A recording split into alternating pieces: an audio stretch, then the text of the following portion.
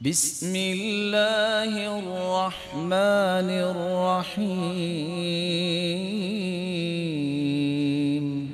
رسول اللہ صلی اللہ علیہ وسلم کا فرمان ہے، اور یہ حدیث ابھی آپ نے سنی، کل جسد نبت من سحت فالنار اولا بہ۔ کوئی بھی کاروبار جو حرام چیز کا کاروبار ہے وہ جائز نہیں ہے۔ سب سے پہلا اصول یہ ہے، کاروبار کیا جائے تو اس چیز کا جس کو شریعت نے حلال کہا ہے۔ رسول اللہ صلی اللہ علیہ وسلم نے دوسری بات یہ سمجھائی، خرید و فروخت یہ جائز تو ہے، انبیاء اور صحابہ کرام نے بھی آخر یہ کام کیے، لیکن اس میں ڈھٹائی اور دھکا کرنا، زبردستی کرنا یہ جائز نہیں۔ جب تک خریدنے اور بیچنے والے کی رضامندی نہیں ہے اس وقت تک یہ کاروبار درست نہیں ہوگا۔ خریدنے والا اور بیچنے والا اگر بیٹھ کے ڈیل کر رہے ہیں تو رضامندی سے اس ڈیل کو مکمل کریں۔ بلکہ رسول اللہ صلی اللہ علیہ وسلم نے تو دو اور یہاں باتیں سمجھائیں، البیعان بالخیار ما لم یتفرقا۔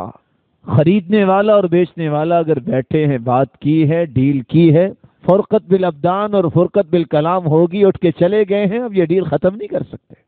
ہاں اگر اختیار دے دیا جائے 3 دن کا تو 3 دن کے اندر اس اختیار کے مطابق وہ فسخ ہو بھی سکتی ہے، لیکن رضامندی سے اس کام کو مکمل کریں۔ اور اگر اختلاف ہو جاتا ہے، رسول اللہ صلی اللہ علیہ وسلم نے فرمایا وَلَيْسَ بَيْنَهُمَا بَيِّنَةٌ، کوئی دلیل بھی نہیں ہے، اختلاف کی صورت میں پھر کیا ہوگا؟ فَالْقَوْلُ قَوْلُ الْبَائِعِ، تو پھر بیچنے والے کی بات کو مقدم کیا جائے گا۔ رسول اللہ صلی اللہ علیہ وسلم نے فرمایا، خریدنے اور بیچنے والا بیٹھا ہے، اگر دونوں سچ بولیں، کوئی چیز میں عیب ہے، نقص ہے، بیان کر دیں، سمجھ تو یہ آتی ہے کہ قیمت تھوڑی اس کی ملے گی، لیکن اللہ کے رسول صلی اللہ علیہ وسلم نے فرمایا بورک لہما فی بیعہما، اللہ تعالیٰ دونوں کے لیے ہی برکت کا بندوبست فرما دیں گے۔ اور اگر دونوں چھپا جاتے ہیں حقائق کو، جھوٹ بولتے ہیں، تو شاید وہ سمجھتے ہوں گے کہ اس کی قیمت زیادہ مل جائے گی، لیکن رسول اللہ صلی اللہ علیہ وسلم نے فرمایا محقت برکت بیعہما، ان دونوں کے لیے اللہ برکت کو ختم کر دیں گے اگر دونوں نے جھوٹ بولا اور حقائق کو چھپایا۔ رسول اللہ صلی اللہ علیہ وسلم نے تیسرا اصول یہ سمجھایا، کاروبار کرنا ہو تو اس کو لکھ کے کرنا چاہیے، اس کا گواہ بنانا چاہیے۔ 3 ایسے لوگ ہیں وہ دعا کرتے ہیں، اللہ دعا ان کی قبول ہی نہیں کرتے۔ ایسا انسان جو لین دین کرتا ہے، کسی سے قرض لیا، کسی کو دیا، نہ اس نے کوئی گواہ بنایا، نہ اس نے کوئی لکھا۔ اور سب سے پہلے اللہ تعالیٰ نے جب یہ آیت نازل کی ہے، یا ایھا الذین آمنوا اذا تداینتم بدین الی اجل مسمی فاکتبوا، اس کے مخاطب کون تھے؟ ابو بکر، عمر، عثمان و علی رضی اللہ تعالی عنہ۔ اس لیے جب رسول اللہ صلی اللہ علیہ وسلم نے عداء ابن خالد جب ان سے خرید و فروخت کی تو کہا ادھر آؤ، بیٹھو، لکھو۔ کہا اللہ کے رسول آپ کے ساتھ لکھو؟ کہا لکھو، پتہ چلے امت کو کہ اگر محمد مصطفیٰ صلی اللہ علیہ وسلم بھی تمام معاملات کو طے کر کے کوئی کام کرتے ہیں تو امت کل کو یہ بہانہ نہ لگائے ہمارا تو سیلف ریلینس ہی بڑا ہے، ہمارے اندر تو خود اعتمادی بڑی ہے، ہمارا تو کانفیڈنس ہی بڑا ہے۔ بھلا ابو بکر، عمر، عثمان و علی سے بڑھ کے بھی کوئی کانفیڈنس دے سکتا ہے؟ یہی خرابی کی وجہ ہے۔ جھگڑے اور فساد یہاں ہی ہوتے ہیں جب انسان بیٹھ کے اس کی تفصیلات کو طے نہیں کرتا۔ رسول اللہ صلی اللہ علیہ وسلم نے چوتھی بات یہ سمجھائی، مومن کے لیے لائق نہیں ہے کہ وہ کاروبار میں دھوکہ کرے۔ من غش فلیس منا، جو دھوکہ کرتا ہے لیس علی طریقتنا، وہ ہمارے طریقے کے مطابق زندگی نہیں گزارتا۔ لیس علی سیرتنا، وہ ہماری سیرت کو اختیار نہیں کرتا۔ اس لیے رسول اللہ صلی اللہ علیہ وسلم نے فرمایا المکر والخداع فی النار، یہ دھوکہ کرنا، یہ مکر کرنا، یہ تو آگ کا باعث ہے۔ اس لیے رسول اللہ صلی اللہ علیہ وسلم کے صحابی کیا کہتے ہیں؟ لولا انی سمعت رسول اللہ صلی اللہ علیہ وسلم المکر والخداع فی النار لکنت من امکر الناس۔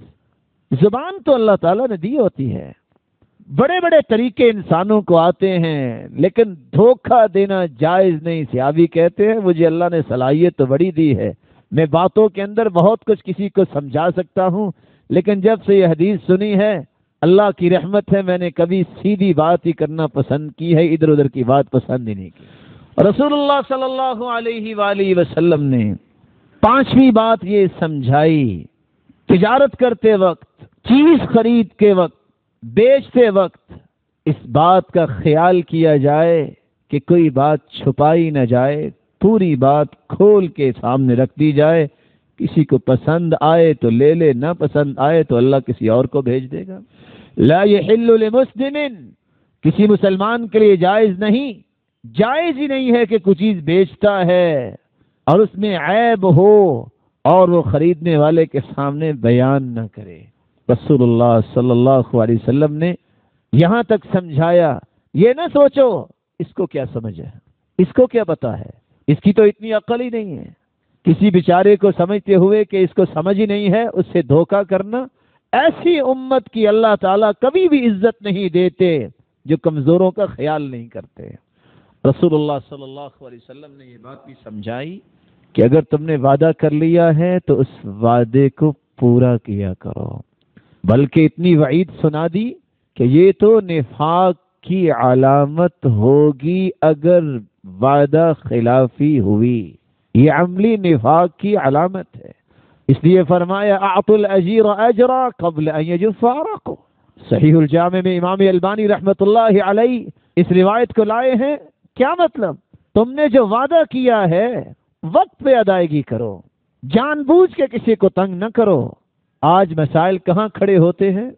اگر کوئی نیک آدمی کسی سے کاروبار کرتا ہے تو اس کی نیکی کی قدر کرنے کی بجائے اس کو یہ سبق سکھایا جاتا ہے کہ آئندہ نیکی نہ کرنا۔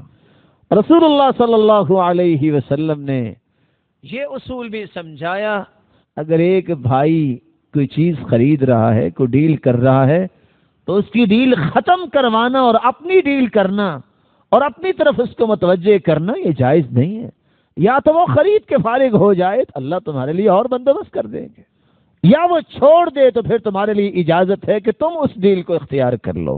رسول اللہ صلی اللہ علیہ وسلم نے یہاں تک فرمایا اگر تم اپنے کاروبار کو ہر قسم کے سقم سے محفوظ کرنا چاہتے ہو اس وقت تک کوئی چیز کو آگے نہ بیچا کرو جب تک تمہارے قبضے میں نہ آ جائے۔ اگر وہ ایسی چیز ہے کہ جس کو تولا جا سکتا ہے اس کو پہلے تول کے چیک کر لو، اپنے پاس رکھ لو، پھر اس کو آگے بیچو۔ اور رسول اللہ صلی اللہ علیہ وسلم نے اس لیے اس بات سے منع کر دیا، جو دیہاتی شہروں میں آتے ہیں ان کو تو اصول و ضوابط کا پتہ نہیں ہوتا۔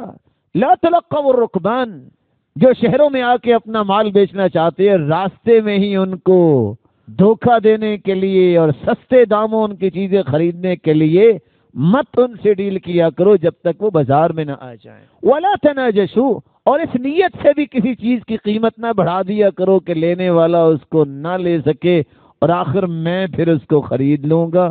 اتنی قیمت جان بوجھ کے بڑھاتے جانا کہ وہ کہے میری تو قیمت خرید نہیں ہے تو چلو میرے ہاتھ میں آ جائے۔